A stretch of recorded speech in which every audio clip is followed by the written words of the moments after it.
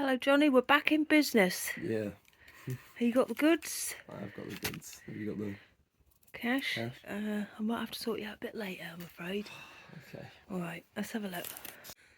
There you go, we're in the greens everybody. I'll show you the progress that I've made in a little while.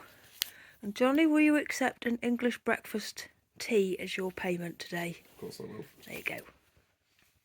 Thank you. Take yours. Ian, hello. We're back in business with the advent calendar. So where were we up to? We've done 10, hadn't we? So we've got to find 11, because I haven't even opened any since I last saw you. There we've got 11. Oh, hello. Oh, aren't they lovely? That's 11. There's 12. Looks like I've already opened it, but I promise you I haven't. You can tell, can't you? Oh, lovely. Oh, dear. Hang on. Sorry about that. There was someone at the door. So we've got number 13 as well.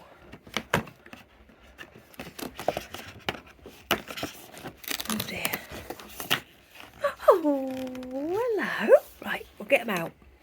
I've had a bit of a move around at the party, so we've got these fellas over here and these ones over here with the presents. So I think we've got here Flopsy, Mopsy and Cottontail, and they would love to go to the party. I can go over there with the rabbit, with Squirrel Nutkin.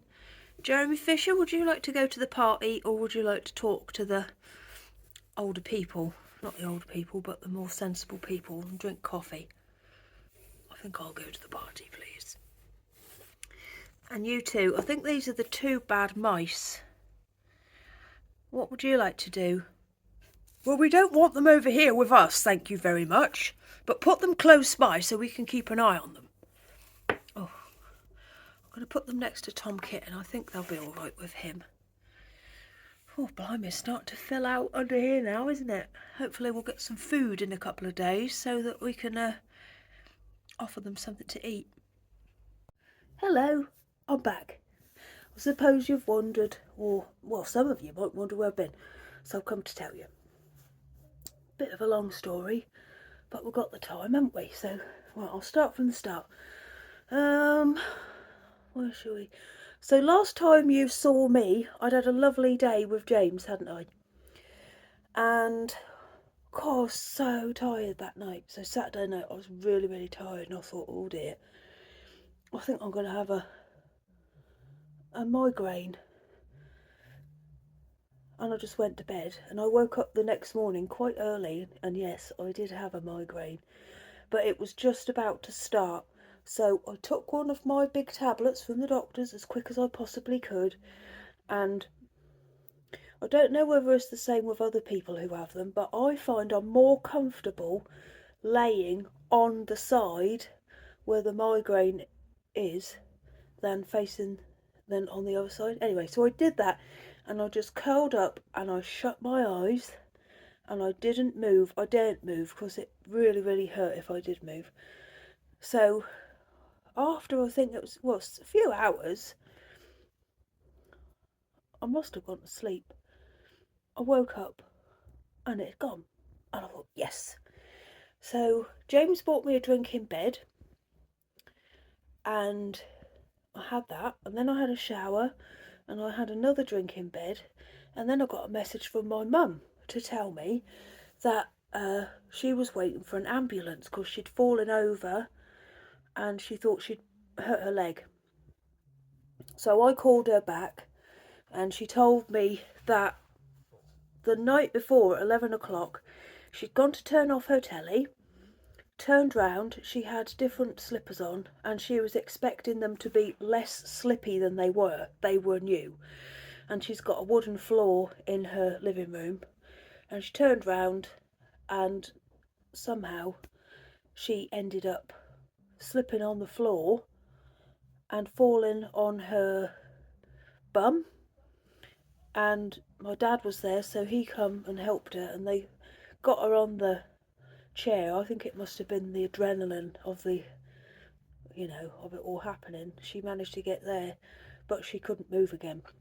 So at 7 o'clock the next morning, they called an ambulance. So I said, well, I'm going to come round and I'll come and wait with you. And when she called it, or when they called it, they were told it'd be up to an 18-hour wait. So I said, well, I'll come and sit with you. There was no way on earth we could have moved her, got her to the car, anything like that ourselves. And also, we didn't know what she'd done. So we sat there and we sat there and sat there. And I think it was about sometime between 3 and 4, I think, when it turned up. And they were lovely, the ambulance people, really, really lovely. Looked after her, sorted out her pain, gave her loads of morphine and gas and air, and she was laughing because of the Entonox. She was yeah. Anyway, so from the description of what she told them, they thought she had broken her pelvis, and I thought, oh, that would be a bad situation to be in. So they had to like bind her up in this like pelvic binder thing and had to take her out of the house. So it took them quite a while, well over like an hour and a half, to get her pain under control and to get her out of the house safely and off the chair. And anyway, we got in. I went with her to the hospital. We went to the back of the ambulance, and we stayed outside in the back of the ambulance. And then we stayed even more because there wasn't any space in the hospital. So a doctor came out to the van, and he had a look at her and sent her for an X-ray. So we went round to the X-ray department. She had an X-ray. Still no space in the A&E department, so we got back in the ambulance. Now, I need to point out something. When I've seen all of, like, on the news and everything, I've never experienced it for myself, but I always think, oh, how awful it must be to be stuck outside the hospital in an ambulance. Well, let me tell you, we both agree it was lovely. It was like, it was toasty warm. They couldn't have looked after her better if they'd have tried. Everything she needed, it was there in a second. Do you need more pain relief? Do you need this? Are you thirsty? Do you want this? Do you want this? They looked after us so, so well.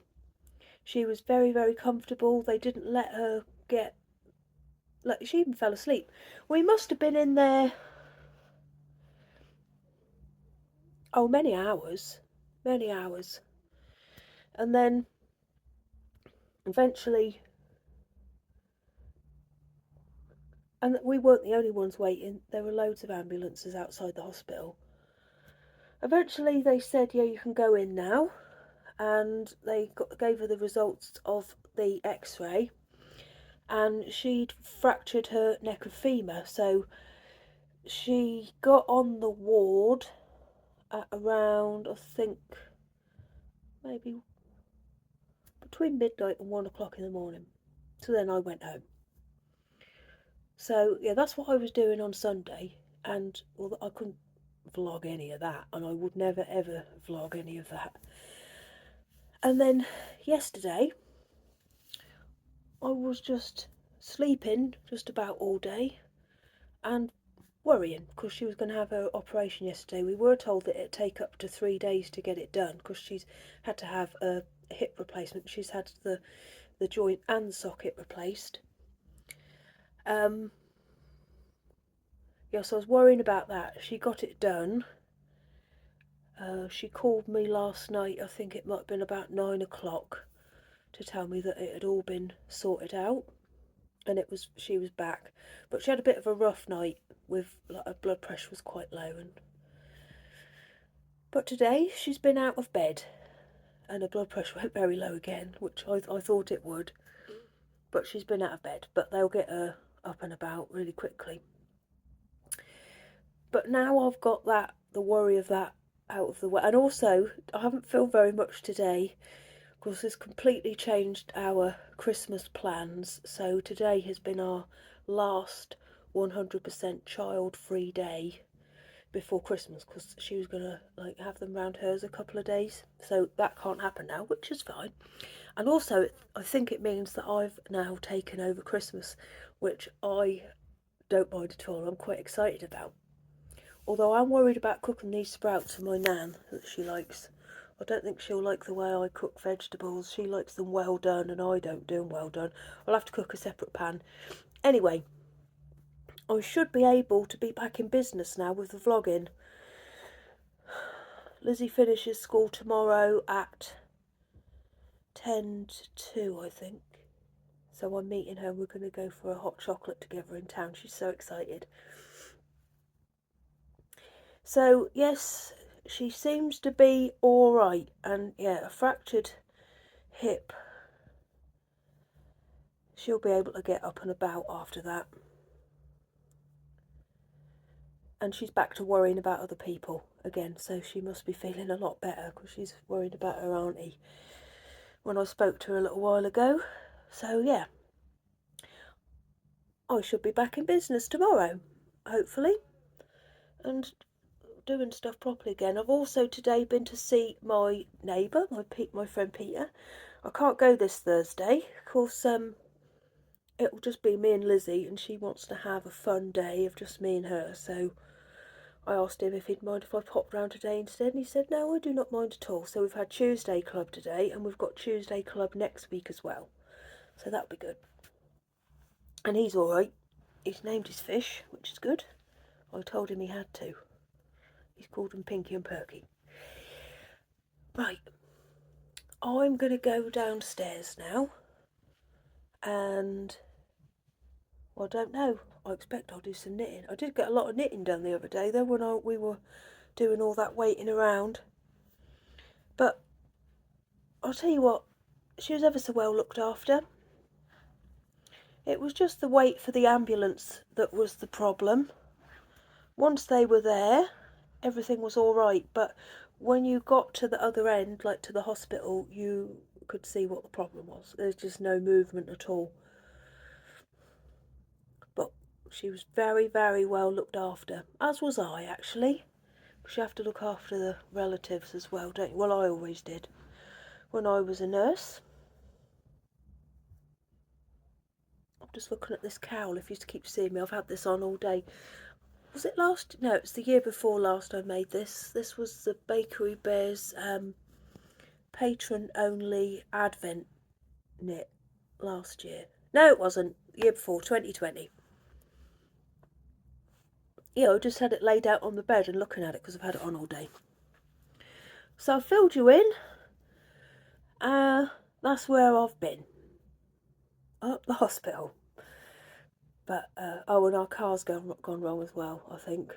So we thought it was the battery. Got a new battery. That hasn't sorted it out. And I keep looking over there as well because I'm worried because I've changed all the sheets today. And Pam's been sleeping in James's spot. So I'm going to have to sort that out before he comes up because he's going to be so disappointed if he's got some cat hairs on his bed on clean sheet day because it just ruins it. Oh, it's really bad actually. I better sort that out now whilst I've got the door shut. Anyway, hopefully, I'll tell you what, this morning on the way taking Lizzie up the road to meet her friend, there was something weird in the road. But I couldn't film it because there were too many people about, so I've got my fingers crossed it'll still be there tomorrow. Whatever it was long and red. So fingers crossed it'll be there tomorrow. Right, I'll see you all in the morning. Back in business with Vlogmas. I'll see you soon. Bye.